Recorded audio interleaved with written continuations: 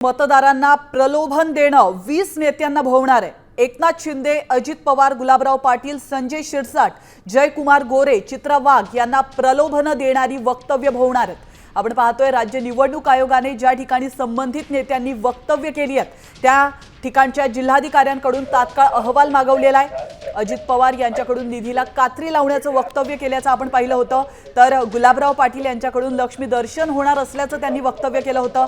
एकनाथ शिंदे यांच्याकडून तिजोरीच्या चाव्या या माझ्याकडे आहेत आणि चित्रा वाघ यांच्याकडून खा कुणाचं पण मटण मात्र दाबा कमळाचंच बटण असं वक्तव्य त्यांनी केलं होतं।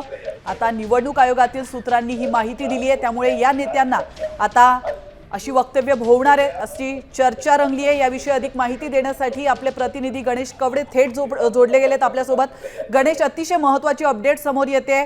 निवडणुकीचा काळ आहे आणि साहजिकच या नेत्यांकडून प्रलोभनं दाखवली जात आहेत नागरिकांना, काय नेमकं घडू शकतं?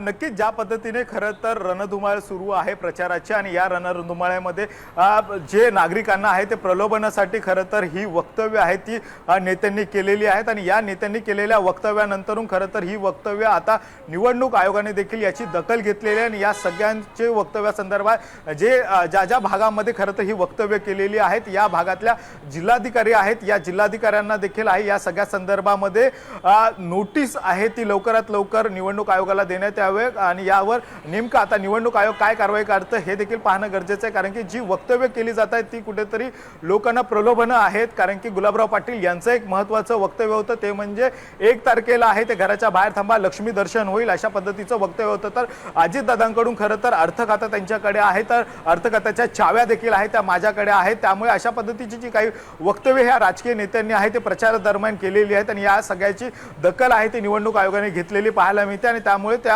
सगळ्यांचा अहवाल देखील आहे तो निवडणूक आयोगाकडून आहे तो राज्य निवडणूक आयोगाच्या मुख्य अधिकाऱ्यांनी देखील आहे मागवल्याचं सूत्रांकडून माहिती मिळते। त्यामुळे आता नेमकी काय कारवाई होते हे देखील पाहणं गरजेचं आहे। नक्कीच आता या नेत्यांवर काय कारवाई होते आणि कसं त्यांना हे वक्तव्य होऊ शकतं हे पाहणं देखील महत्त्वाचं असणार आहे। धन्यवाद गणेश, तुम्ही दिलेल्या महत्त्वपूर्ण माहितीबद्दल।